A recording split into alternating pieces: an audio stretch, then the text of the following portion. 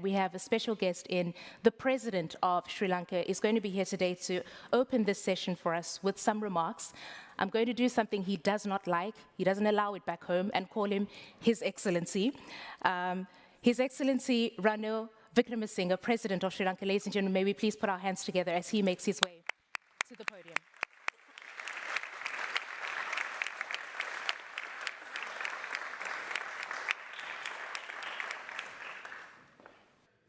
Madam Moderator, Excellencies, ladies and gentlemen, friends, I must begin by thanking Professor Roller, Chairman of the Berlin Global Dialogue, for inviting me to this inaugural session. Where the way I look at it, the global economy has many shocks since in the last 2 decades. Starting from 2008, we've gone through a series of the European debt crisis. Then we've had the COVID-19 pandemic and the economic shocks that have come from it, the whole issue of funding for climate change, and the sovereign debt crisis. I don't think in any other period of modern history have we gone through this type of a crisis. And in all these instances, it's the developing economies and the global south that has suffered disproportionately.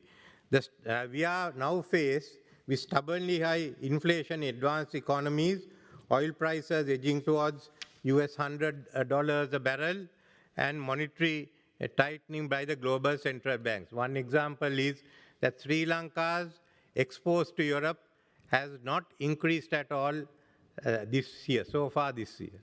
That's an indication of how we are being affected as we try to recover from the crisis we face. The confluence of factors spells serious risks for many developing countries. In the global south, we are facing rising import costs, food, energy, insecurity, and the problems of our exports. The resulting balance of payment stress translates into a weaker economy for all of us. The difference between the advanced economies and the developing nations is that you all have all the buffers and reserves to deal with these shocks. We haven't. And it's from here that the sovereign debt crisis started. In this context, I think the world may be on the cusp of another crisis if corrective measures are not taken immediately. Many developing countries find themselves with large debt burdens. For example, IMF has no mechanism to face this new situation. When Sri Lanka declared bankruptcy, all foreign funding ceased. And that started the political crisis.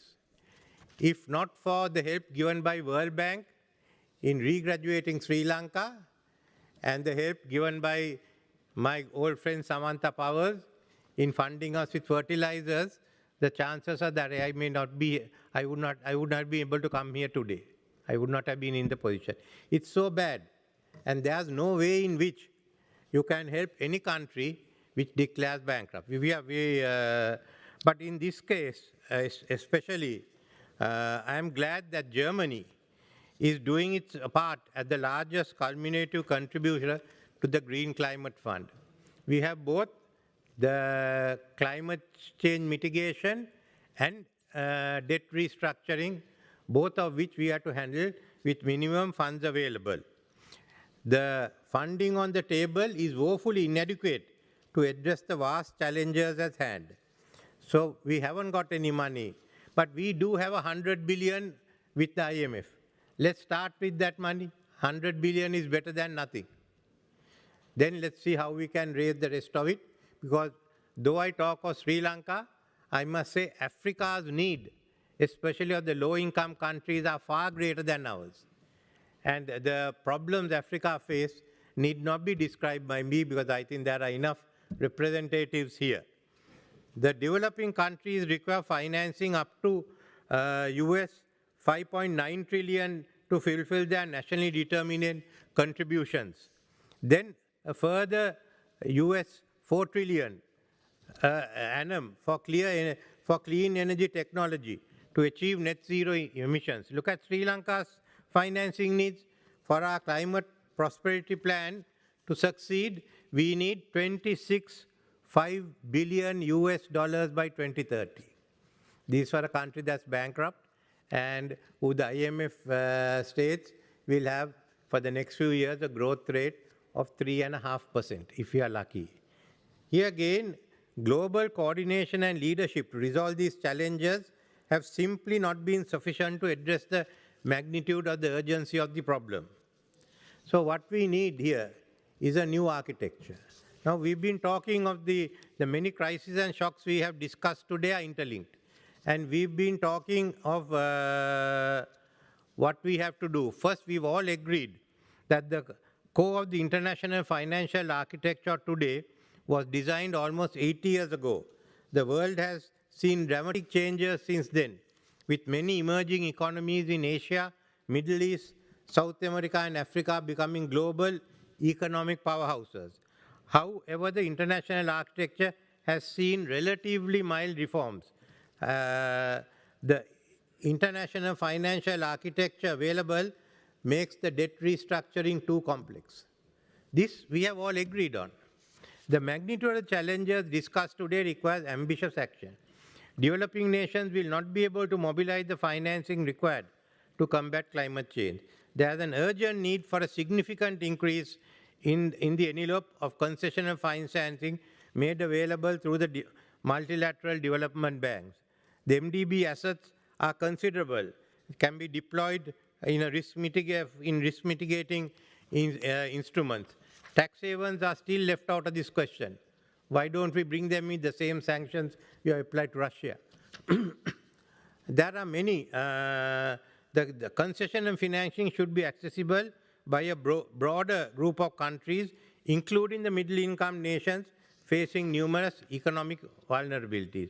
In the depth of Sri Lanka's economic crisis of 2022, even though the country was implementing robust IMF-supported reforms, the country could not access any new foreign concessional financing due to its situation or debt distress. I must tell you that the negotiations with the IMF is certainly not tailored for these situations. It's still the old way of negotiating. So what do we require? I think we have a whole lot of proposals, starting from the Bridgetown Initiative onwards, as how to deal with it. The Paris Climate Summit is preparing a roadmap. Now, I'm not going to add anything more to it. All I'm saying is choose from this. Let's act. But it's aggravated because the developing countries, to emerge from the prevailing economic challenges, including debt requests, a critical requirement is open access to trade, investment, capital, technology force. But unfortunately, the great power rivalries and geopolitics have been an emerging threat for such market success. The Washington consensus was rejected in Jake Sullivan's address at the Brookings Institute, with new concept of de-risking and decoupling. The developing South, which was compelled to follow the Washington consensus, is now asked to do a 180-degree turn even without consultation with us. Since decoupling and since the Brookings speech, whatever it is, we have been asked to change the system. We were compelled to get into it. Now we are told this is no longer relevant. Furthermore, Belt and Road Initiative has been labeled as a cohesive program, and the participating countries like Sri Lanka is looked upon with suspicion. This will further hurt economic prospects in the global South, and the polarization will become more evident. For a country like Sri Lanka, we have learned to live with pressure from America, India, and China. I mean, that's nothing new for us anymore. The United States is witnessing an acrimonious run-up to the 2024 election year, which will detract from its ability to lead in this instance. It is creating a vacuum, because if US wants a new order, US must lead. But we know from now onwards till end of next year, that leadership will gradually reduce as they start focusing more and more on their 2024 elections. So then what happens to the rest of us? Then, on the other hand, you are finding a challenge to G7 and Quad, which is the expansion of the BRICS, what we call the BRICS Plus.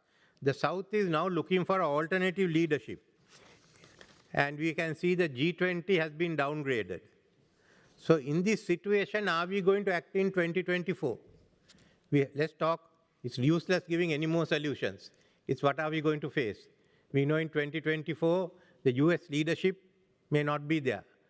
Then who is going to act? So I think it's a chance for the EU to come up and work with the other countries. There's no one else.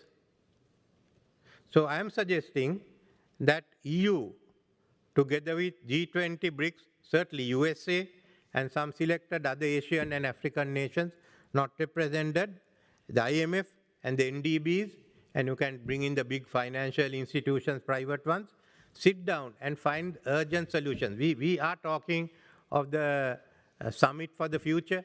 Summit for the Future is in September next year. Elections are in November next year. So I can't see a Summit for the Future bringing anything out before the elections take place in 2024. But 2024 is the year to act. We are watching 2024. And whether we can come up with a new international architecture that better reflects the global realities of today and provides effective representation for those who need it. So we have the resources, we have the solutions, we just need the willpower to decide how it's going to be done. It has to be done urgently. We require a constructive dialogue between the West and China. We need a constructive dialogue between US and China. We need a constructive dialogue between EU and China. Otherwise, we will not move forward. So this is the stark reality. It's a question of how we get together and how we work and who's going to take the lead in 2024. Thank you.